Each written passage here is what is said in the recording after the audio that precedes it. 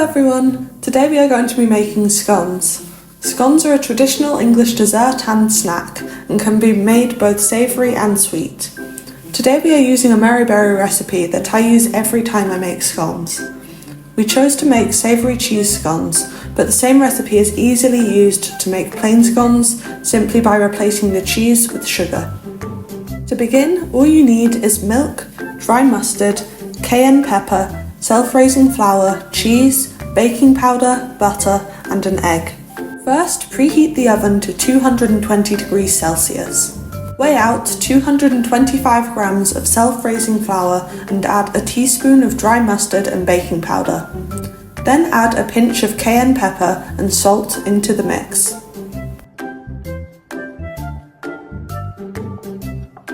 Cut 55 grams of unsalted butter into small pieces and using your fingertips, rub it into the mix. For the last of the dry ingredients, put in 100 grams of finely grated cheese. Then whisk together an egg and 120 milliliters of milk. Pour the egg and the milk into the mixture, leaving a small amount for later, and stir until it becomes a dough-like consistency. If you're having trouble getting it to stick together, add a little bit more milk.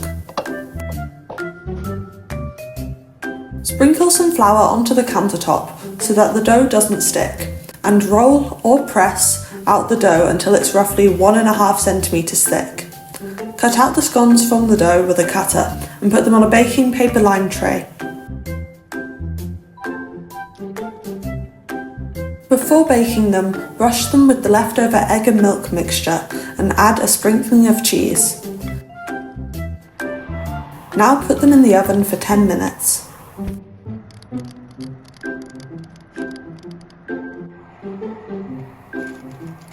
Carefully transfer them onto a metal rack for them to cool before eating.